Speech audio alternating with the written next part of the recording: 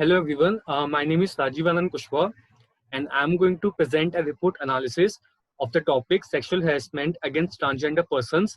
I have selected two reports for this analysis. The first report is the 2015 US Transgender Survey and the second report is the report of Expert Committee on Issues Related to Transgender Persons in India 2013. The second report was also basis for the Trans Bill, which was tabled in the Parliament in the year 2014, 2016 and 2018 before being passed as an act in the year 2019. First of all, I would like to start with a simpler distinction of sex versus gender. Sex is biological and can be divided into three categories, which are male, female, and intersex. While gender, on the other hand, is a social construct and is a spectrum. People can identify as male, female, intersex, transgender, genderqueer, non-binary, or any other form of self-identification that they're comfortable with. Now, transgender is the state of one's gender identity or gender expression or their innate feeling that do not match their assigned sex, which is assigned them on their birth, which is also written on the birth certificate. Now, a person who was assigned male, female, or intersex at birth, any of these persons can also identify as transgender if the sex assigned to them during birth does not match their innate feelings. Now, I would like to talk about the 2015 report. The 2015 US Transgender Survey is one of the most comprehensive report which revolves around the lives of transgender people. I would like to start with quoting one of the respondents. When people have tried to grope me in the street or have verbally harassed me, it is usually either because they see me as a sexual target or because they cannot figure out whether I am a man or a woman and they think that they have the right to demand an explanation. This report was conducted by National Transgender Discrimination Survey on Health and Healthcare in the year 2015. It clearly stated that transgender people are more vulnerable to mistreatment in public spaces and also face high rate of violence, including physical attacks, sexual assault, and intimate partner violence. Now, we have to note that transgender people has been historically marginalized and oppressed, and the oppression that they're facing result in barriers to civic and economic participation. For members of any marginalized community, social mobility and political mobility is very important. It is the only way that they can take up space and they can make up for the fact that they have been historically marginalized. The survey was conducted by National Center for Transgender Equality, and according to the report, 47% of the respondents were harassed in their lifetime, and 10% of the respondents were sexually harassed in the past year only. The first aspect of the report talked about sexual harassment during school years. Now, school years are also the time when people are self-identifying and people are understanding that how they identify in terms of gender identity. According to the report, 6% of transgender persons faced sexual harassment in the school years, and a further 24% people who identified as transgender were sexually harassed in college or during their vocational studies. The second aspect focused on sexual harassment of police. In a shocking analysis, it was revealed that 86% of people who were employed in sex work were harassed, attacked, mistreated, or sexually assaulted by the police. And 77% of people who were based in income-based sex work were also experiencing intimate partner violence, and 76% were victims of sexual assault. Now, the important thing to note here is that people have been sexually assaulted during their school years. They have been shunned from their family, so they find solace in community and in their partners. But there also, they face continuous sexual harassment and sexual assault from their partners. The figures showcase the systematic oppression of transgender persons, where the police act as agent of oppression and the perpetrators of violence instead of protecting their rights. Further, the report also showed that trans women were more likely to be victims of any kind of assault compared to other people. A second statement from a respondent is, I was sexually harassed at my university. I was also attacked and stalked. The university did not do anything to help me. Instead, it threatened to punish me. I lived in terror the entire time I was on campus. I was also denied a rape kit because I was a transgender, and the police were completely uninterested. The third aspect focused on sexual harassment in prison.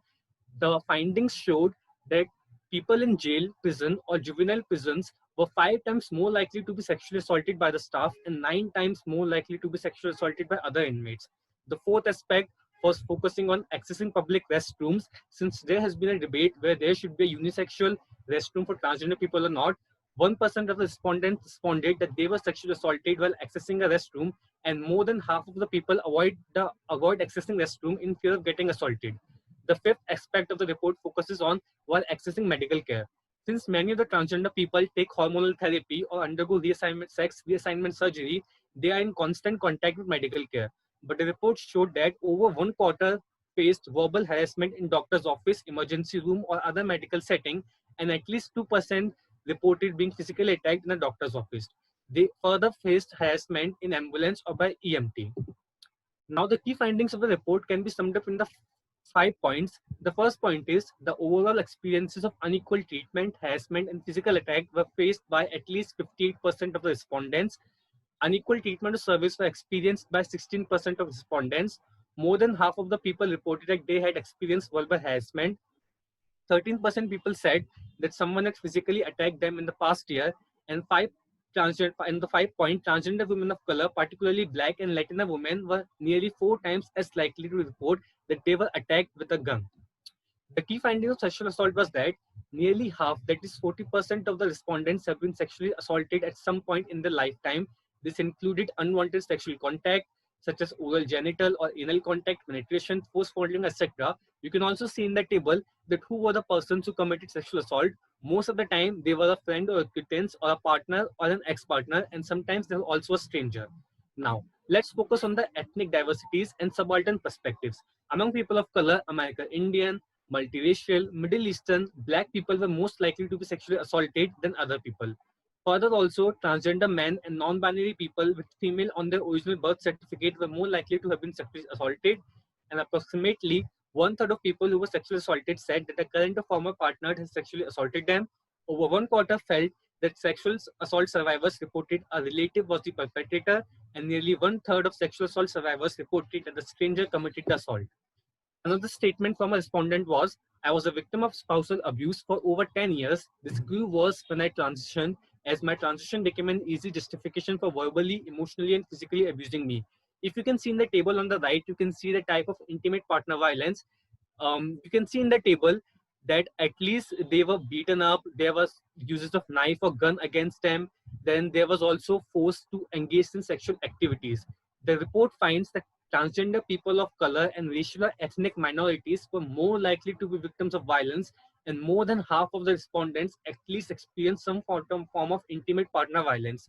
16% reported that they had been stalked compared to the 6% of US population.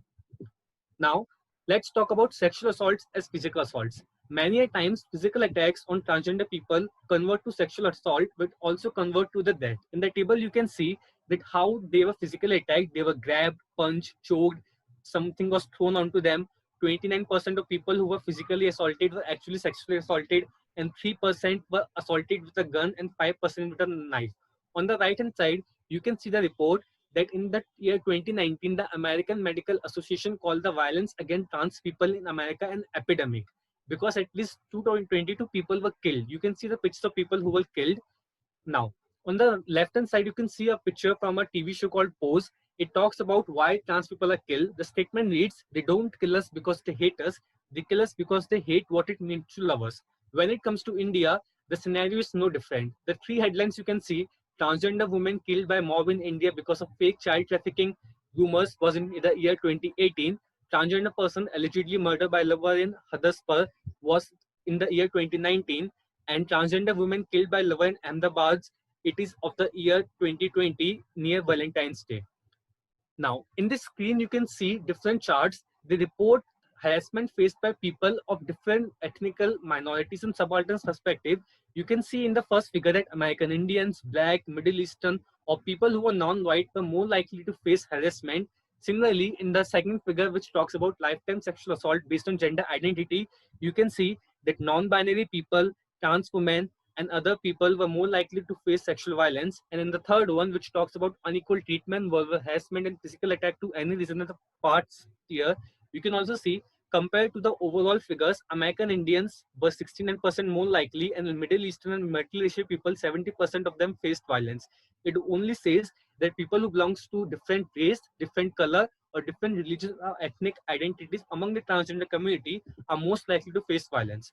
Now let's talk about a recent thing. Recently, the Trump's administration is bringing in a new law, that is a SS Section 1557. The administration is bringing a law that will return the definition of sex to the plain meaning of the word sex, which will only mean sex as female or male. However, in the year 2016, under Obama, the definition of gender identity was changed as one's internal sense of gender, which may be male, female, neither, or a combination of male and female. Now, the Trump's administration is moving forward with this new law, which will include a definition of sex, only male and female, and it will allow the healthcare professionals to discriminate against transgender people. And since we've already seen in the report that how healthcare officials are discriminating against transgender people, now they can discriminate more, and even in the midst of the COVID-19 pandemic. Now, I would like to talk about a report of expert committee on the issues related to transgender people in India. However, it's a complete matter of complete shame that there is complete absence of concrete research, studies, or surveys pertaining to the following facts to understand the prevalence of sexual harassment faced by transgender people in India, compilation of cases of harassment by police, healthcare officials, government public service officials, and there is no evidence or study of systematic basis or discriminatory attitude in law enforcement. There is no study to understand harassment faced by transgender persons in schooling years, or sexual violence perpetrated by intimate partners, or sexual violence faced in prison, jail, or juvenile confinement, or sexual violence faced by transgender person in underground employment. In fact, the only study mentioned in the report is of a study of 50 queer individuals, which only talked about during the schooling years how gender norms are posed on the society. Now, I would like to talk about the areas where the report focused. The first area was that transgender people face in the growing up years physical, sexual, emotional violence, and violence in terms of neglect and discrimination. Second, faced on the high level of stigma and discrimination at workplace, forcing them to leave the work in a short period of time. They're also likely to face harassment there. The third was denial of employment opportunities. So they have to go into sex work and bhadai and also begging. Then the fourth was the corrective rape of transgender people or family members to queer them of the transgenderism. And the last one was anxious parents, how they contribute to gender non-conformity in children by a variety of causes, including mental illness, which can turn to verbal harassment, physical assault, and even sexual abuse. Now, one thing the report talks about is police atrocities on transgender person. However, there is no specific data, but it talks about one of the case, that is Jayalakshmi versus State of Tamil Nadu, 10th of July 2007 in the Madras High Court. The petitioner was a sister of a young transgender named Pandian in Tamil Nadu who was being interrogated by police regarding a theft case. The police officials repeatedly raped Pandian in the act of questioning him. Pandian was sexually harassed and abused by the police personnel inside the police station every day. They even threatened Pandian against disclosure of sexual harassment. Pandian later set himself on fire after a few days, and he died after a few days. In his dying declaration, he stated that he was unable to bear the torture and pain, so he wanted to end his life. Please also understand the fact that in the report, Pandian's pronouns are mentioned as he, him, or himself, while the corrective pronouns was she, her, and herself. So the report did not even mention the correct pronouns for the person. The court ruled that the state government shall pay compensation for a sum of 5 lakh to the petitioner for the harassed meted out to her brother Pandian. The state government was also asked to initiate disciplinary action against respondents for treatment and meted out to the Pandian. Now, the report also suggests some of the measures. The first and the very important measure was that in the Criminal Amendment Bill 2011, in the relevant section of IPC, the word rape should be replaced by the word sexual assault so that it becomes gender neutral. However, the Criminal Law Amendment Act 2013, this recommendation was expunged and was not recognized. Second was that whenever transgender individuals need to be incarcerated, care must be taken to ensure that they do not engage in circumstances where they are vulnerable to sexual assault. The third recommendation was that National Crime Record Bureau should collect and compile statistics of crimes against transgender persons. The fourth was that Bureau of Police Research and Training should also undertake study and include data. The fifth was that National Crime Bureau may again compile statistics against crimes against transgender persons. Then sixth was workplace sexual harassment policy should be made transgender inclusive. However, it has not been done yet. And the seventh was that rape crisis intervention centers and domestic violence centers are unprepared to address the issue of transgender people. Now, in a recent statement, Naventham Pillai, that is the United Nations Commission on Human Rights, talked about how transphobia in society is overlooked. Let's talk about the Transgender Person Protection of Right Act in context of sexual harassment. The bill recognizes that physical, sexual, verbal, emotional abuse against transgender persons are offenses and are liable to penalties. However, the bill only provides a punishment of maximum 6 months to 2 years and a fine, compared to imprisonment up to 7 years under Section 376 of IPC for rape of a woman. it looks like the transgender persons are considered second-class citizens in their own countries. While the report highlighted that all fundamental rights accorded to transgender persons, as the article mentions the word persons and not man or woman, it seems redundant that the same report gives a significantly less stringent punishment for a crime like sexual violence. The report also highlighted that India is not a signatory to the UN Declaration on Sexual Orientation and Gender, which is presented in the UN General Assembly. In conclusion, I would again like to quote a respondent. My trans status was used as a tool to make me stay with my former partner. She would say things such as, "No one else would ever love you." Now, in the conclusion, I would like to say the findings of the report indicate that transgender people face high level of unequal treatment, harassment, and physical attacks, with high rate of these experiences reported among people of color and those currently working in the underground economy, that's the sex work industry. Transgender people also experience high rate of sexual assault in their lifetime and are more likely than the US population to experience physical intimate violence. Further, people of color and undocumented residents are also likely to be victims of sexual assault and intimate partner violence. In terms of India, our societal discomfort with transgenderism has rendered transgender victims of sexual assault and domestic violence without necessary services. Further, they have been historically marginalized and oppressed, and the current legal mechanisms do not provide them enough safety mechanisms.